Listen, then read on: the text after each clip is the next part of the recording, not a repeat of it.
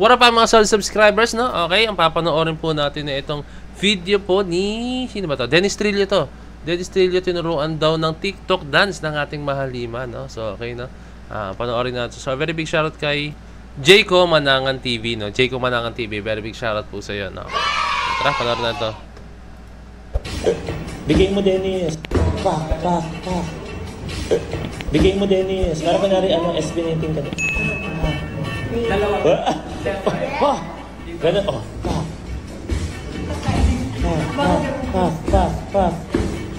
Yes, go! Ayoko naman kasi. Isa sa nagugustuhan ko dito guys is yung mga artists is yung mga sikat na artista, no? Talagang sila na po yung dumalapit sa ating mahalima, no? Na-appreciate na nila kung ano yung naging, kung paano trabaho ang ating mahalima, na-appreciate na nila kung paano po ba ang SB19 sa behind the scenes, di ba? Like, gusto na lang ma-involve na, no? Di ba? Nakakatuwa lang yung mga gantong klaseng mga artista is mga sikat, very well-known personalities po talaga is na-appreciate or na-acknowledge mo ang ating mahalima. Diba? Siyempre, hindi na pwedeng hindi sila ma-acknowledge dahil international level po ang ating mahalima. Parang left, right, Style naman di pala talaga ang choreographer. Sabi ni Dennis Trillo, tama ba yung pinasok ko? Dapat di na ako pumunta eh. Style naman di pala talaga ang choreographer. Sabi nung nag-video si Sir Jayco yata to. Si Stel naman pala talaga ang choreographer, no? And 1, 2, 3, and right, and left, and double, and double, and double, and drop, and 5, 6, 7. Guys, si Dennis Trillo, yung itsura niya, hindi siya mukhang as in para lang siya kaedaran ng ating mahalima, no? Grabe, napaka baby face. Ang si Dennis Trillo talaga. And stop. 2, 3, right, left. Double. Nakakita Dennis Trillo. Double, and drop. Sa gitna mo si 2, 3, and start. Balik. Double. Drop.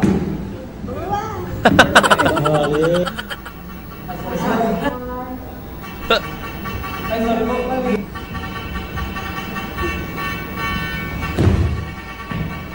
Si Pablo!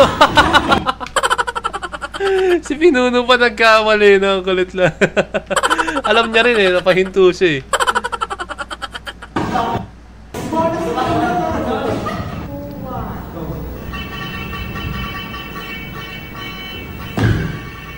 Go! Double!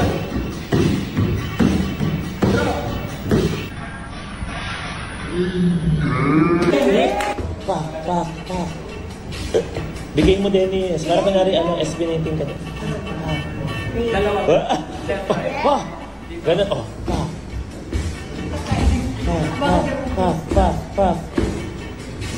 Ano tong vlog ni Dennis Trillo to? Ba't siya pumunta sa ating mahalima? Go! Ayoko naman kasi. Pati ako naman pa sa'yo. Parang left, right, Style naman di pala talaga ang choreographer. Ay, umulit na yata to guys. Panoorin lang natin yung video na kanina. Ang cute eh. 1, 2, 3, and right, and left, and double, and double, and drop, and 5, 6, 7. Right, and left, and double. Stop. 2, 3, right, Right, and left, and double, and bagsak. Double, bagsak. Okay. Sa gitna mo si 2, 3, and start. Balik. Double. Double. Drop. Kasi tandaan nyo guys, kahit ako naman nagsisimula akong sumayaw, no, nung hindi pa ako dancer, no, nakaka-pressure pag halimbawa ang kasabayan mo is mga talagang matagal na po talaga sumasayaw, no. Nung nagsisimula ako guys, nung nag-audition ako sa STI, no, which is yun yung pinaka-grupo rin namin still, no, nagkasabay kami, no, sa STI Makati. Let's go, no, let's go Kuya Weng, aming choreographer na malapit, no. Sobrang pressure po yun, like, yeah, consider Dennis Trillo talaga, no. Hindi ako sumasayaw before. Sumasayaw ako pero yung mga basic na sayaw lang, no. Tapos out of nowhere, hindi ko lang ba't ako natanggap sa audition. Ang ginawa ko lang naman no, nag-jabuwakis ako, nag-wave akong ganun, no. Tapos natanggap ako. As actually talaga trip lang yun na sumali. Hindi naman ito na po yung trip pero sumali ako doon para mapakita lang yung skills ko pero hindi ko na-expect na masasali po talaga ako as in, no? Hindi ko ina-expect yun, no? Ano mo yun, parang may nakita siguro yung choreographer na sa akin na ay parang ay pwede ko tong isama sa sayaw, like i-incorporate yung technique niya sa sayaw namin, no? So doon ko na pagtanto na ang hirap makipagsabayan sa mga pro dancers to. Yan sila Stel, as in yan, iba pa sila, madami pa, si Raven, mga kasabayan, si Raven, si Yara Jelu, yan, si Jerwin. Yan, napakarami guys, napakarami. Sila Jeff, yan, ang dami.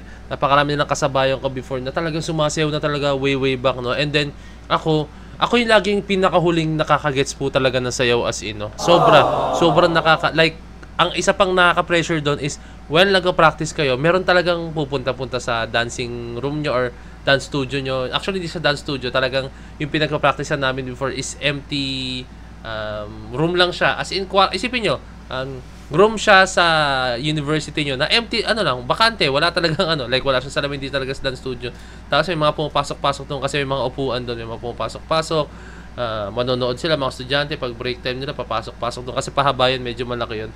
Nakaka-pressure, no? Tapos titingnan ka nila, tuturo ka nila. May time guys, ito, totoo talaga to, no? Napaiyak talaga ako. Sabi ko pa noon, umalis na ako noon, like, hindi ko talaga mag-gets, umupo ako, tapos umiyak ako, no? And that time, hindi si Stella nag-comfort sa akin no, si Jerwin. Sabi siya, ba't ka umupupid? Sabi ko, wala, parang hindi ko malala sinabi ko, basta parang pinaka-thought ng sinabi ko is, parang hindi ko deserve yung mga pabilang dito, hindi ko magawa, hindi ko kaya. Tapos sabi, hindi Peds, kaya mo yan, tumayo ka lang. Tuturuan kita, pagtsatsagaan kita, ganyan ako ni Jerwin, no? Napakabait. Shoutout Jerwin, no? Siya po yung nagturo sa akin, nag-push sa akin nun before na, yun, nung time na yun. Kasi kung hindi talaga mag-quit na ako that time sa pagkasayaw, as in, purpose ko dapat nun yung aking pag-basketball talaga as in, no?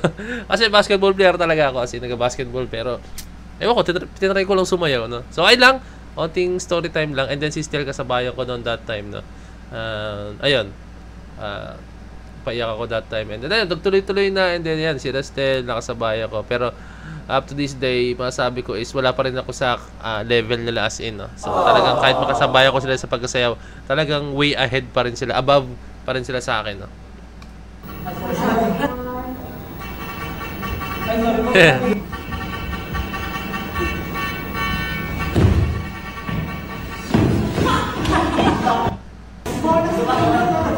Si Pablo pa nagkamali. Tayo.